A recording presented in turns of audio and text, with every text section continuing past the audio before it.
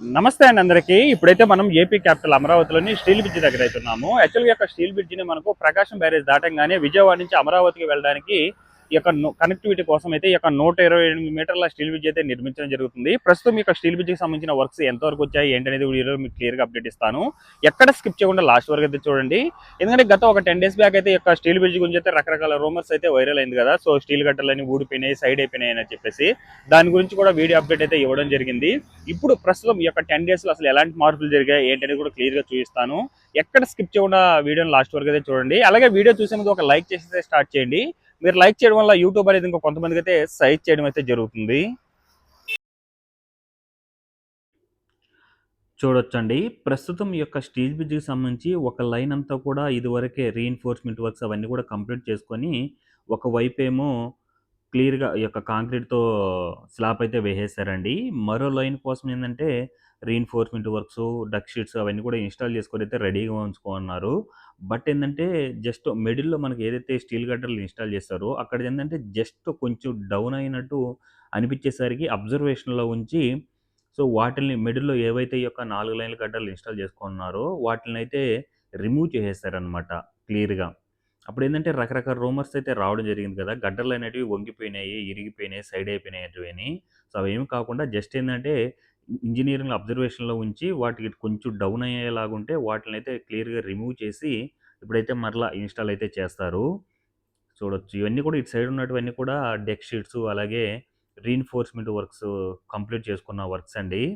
అంతా కూడా ఇటు సైడ్ కూడా అంతా రీఇన్ఫోర్స్‌మెంట్ వర్క్స్, డెక్ షీట్స్ అన్నీ కూడా ఇన్‌స్టాల్ అయిపోయినాయి. ఇంకేందంటే యొక్క స్లాబ్ అయితే వేసుకోవాలి. అప్పుడేందంటే కొంచెం డౌన్ అయినట్టు అనిపించేసరికి ఇంజినీర్ల అబ్జర్వేషన్‌లో ఉంచి తర్వాత మిడిల్‌లో ఏవైతే స్టీల్ గట్టర్లు ఇన్‌స్టాల్ చేశారో వాటిలన్నిటిని కూడా క్లియర్‌గా రిమూవ్ చేసేసారనమాట.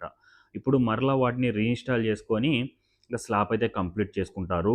ఈ యొక్క స్టీల్ బ్రిడ్జ్ గనుక కంప్లీట్ అయితే అమరావతికి వెళ్ళడానికి కొంచెం సులభంగా అయితే ఉంటుందండి. ఎందుకంటే ప్రస్తుతం కర్కట రోడ్డు గుండా అయితే అమరావతికి వెళ్ళాల్సుంటుంది. చాలా చిన్న రోడ్డు, చాలా రద్దీగా అయితే ఉంటుంది. ఈ యొక్క 128 మీటర్ల స్టీల్ బ్రిడ్జ్ గనుక కంప్లీట్ అయితే సీడ్ యాక్సెస్ రోడ్ కనెక్ట్ చేస్తారనమాట. ఇటు సైడ్ నుంచి అమరావతికైతే వెళ్ళిపోవచ్చు. ఈ యొక్క బ్రిడ్జికి సంబంధించి ఎన్‌సీసీ అనే కంపెనీ వాళ్ళైతే దాదాపుగా 70,00,00,000తో అయితే ఈ యొక్క బ్రిడ్జిని అయితే నిర్మించడం జరుగుతుందండి. ఇది కృష్ణా నది నుండి ఉండవల్లి వైపు ప్రవహించే బకింగ్‌హామ్ కెనాల్ మీదైతే ఈ యొక్క బ్రిడ్జిని అనేది నిర్మించడం జరుగుతుంది. ఈ ప్లేస్‌లో ఉన్న గడ్డలన్నింటిని రిమూవ్ చేసేసారండి.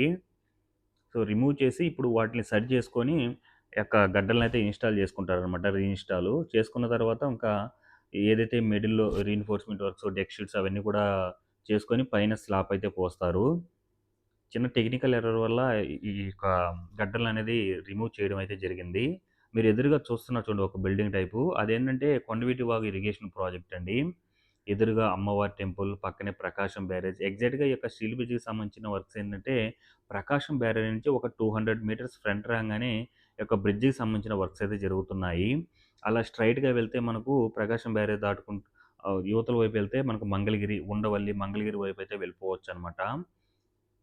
ఇక్కడ మీకక్కడ బ్రిడ్జి కనిపిస్తుంది చూడండి. అటు సైడ్ నుంచయితే ప్రస్తుతం అమరావతికైతే వెళ్ళాల్సుంటుంది. ఇక్కడ నుంచి చూడొచ్చండి ఏ విధంగా రీఇన్ఫోర్స్‌మెంట్ వర్క్స్ జరుగుతున్నాయో స్లాబ్ అయితే కంప్లీట్ చేసుకోవడానికి. మిడిల్‌లో మనకు ఇన్‌స్టాల్ చేసుకున్న గడ్డర్ ఉంది చూడండి. ఆల్రెడీ అది ఇక్కడ రిమూవ్ చేసి అక్కడ పెట్టారనమాట. ఇప్పుడు సరి చేసుకొని రీఇన్‌స్టాల్ అయితే చేసుకుంటారు.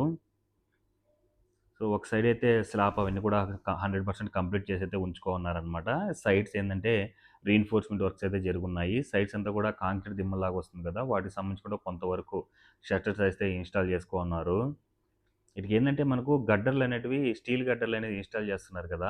మామూలుగా ఏందంటే బ్రిడ్జిలకి కొంత భాగం ఏందంటే ఇక కాంక్రీట్‌తో గడ్డర్లనేటివి ఇన్‌స్టాల్ చేసుకుంటారు. ఇక్కడ స్టీల్‌తో గ గ స్టీల్ గడ్డర్లు ఇన్‌స్టాల్ చేస్తున్నారు కాబట్టి వీటికి స్టీల్ బ్రిడ్జ్ అని నేమ్ రావడం జరిగిందండి. ఎన్‌సీసీ అనే కంపెనీ వాళ్ళైతే ఈ యొక్క స్టీల్ బ్రిడ్జికి సంబంధించిన వర్క్ అనేది జరిపించుకుంటూ రావడం జరుగుతుంది. ప్రస్తుతం ఏందంటే అవతల వైపు ఒక క్రేన్, యువతల వైపు ఒక క్రేన్ అయితే వర్క్ చేయడం జరుగుతుంది. సో, ఆ ప్రాబ్లమ్ గూడా లేకుండా ఉంటే ఇప్పటికి ఈ యొక్క ఇటు సైడ్ ఉన్న వాటికైతే స్లాబ్ అయితే కంప్లీట్ అయిపోయి ఉండేది.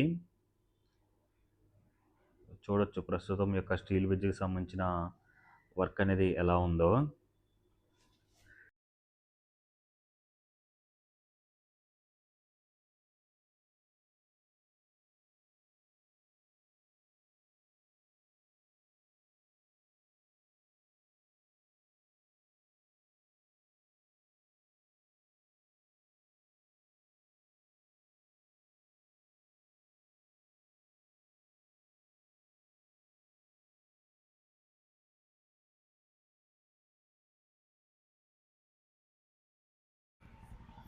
ప్రస్తుతం ఏదైతే మీరు ఈ యొక్క గడ్డర్లు చూస్తున్నారో అన్నిటి కూడా ఒకదానికొకటి ఇన్‌స్టాల్ చేసేస్తున్నారు చూడండి. ఇక్కడున్న గడ్డర్లన్నీ కూడా ఆ మిడిల్‌లో మీకు కనిపిస్తుంది కదా! అక్కడి నుంచి రిమూవ్ చేసి పక్కకి తీసైతే పెట్టడం జరిగిందండి.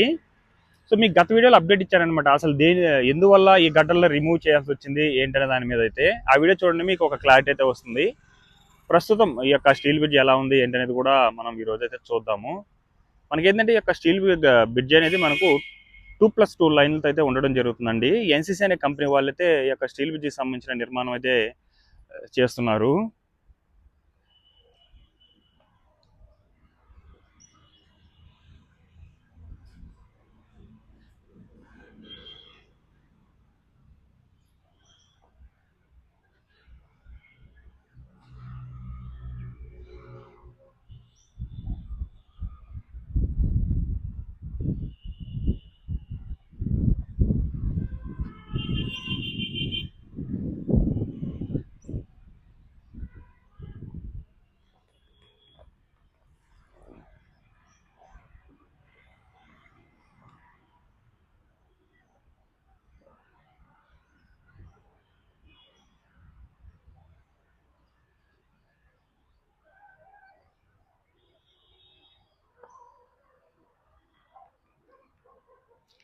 ఇవన్నీ కూడా మొత్తం 3 గడ్డర్లనమాట. ఒకదానికొకటి ఇన్‌స్టాల్ చేసుకోవడం జరిగింది.